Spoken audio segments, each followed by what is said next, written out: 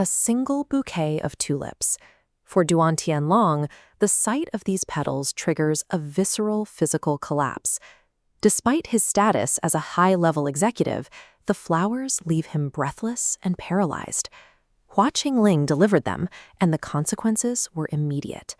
Tianlong's family, convinced she is a habitual criminal, corners her, accusing her of using the flowers as a calculated weapon to incapacitate him.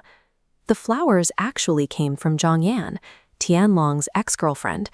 Years ago, she orchestrated a betrayal for a payout, leaving a scar that never properly closed.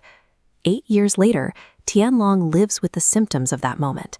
He suffers from water phobia, battles delusional disorders, and recurring nightmares, all anchored to the memory of that specific betrayal. While Tianlong struggles with his history, Qingling is currently being dismantled by her boyfriend, Ding Hai.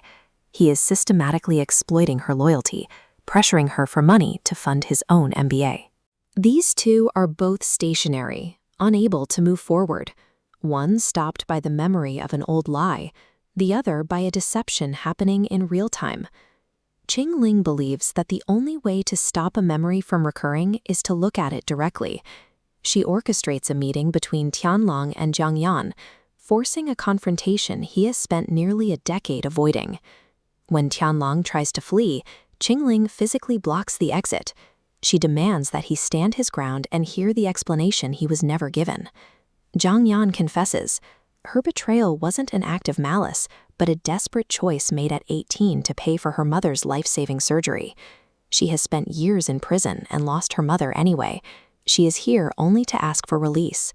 Tianlong watches her, not the monster from his nightmares, but a woman broken by her own choices. The weight of his 8-year phobia begins to shift as he realizes the betrayal was born of panic, not a personal attack on him. He finally offers his forgiveness. When the source of the pain is finally seen as a human being rather than a ghost, the symptoms of the past can finally begin to fade. But as Tianlong finds his footing, Qingling's personal life begins to crumble. Ding Hai needs 200,000 yuan for his tuition. He corners Qingling, demanding she tell her grandmother she is pregnant, to extort the family savings and force a marriage. For Qingling, this is a violation of her own identity. She prizes honesty above all else, yet she finds herself standing before her grandmother, repeating a lie she knows will eventually destroy their trust. Their directions have completely flipped. Tianlong has dismantled the lie that kept him paralyzed, while Qingling is constructing a new one that will dictate her entire future. A relationship that requires the destruction of your own character is not a refuge. It is a commitment to a slow, inevitable collapse. Following his recovery, Tianlong attempts a gesture of genuine gratitude. He decides to secretly sponsor a trip for the children at the orphanage where Qingling grew up.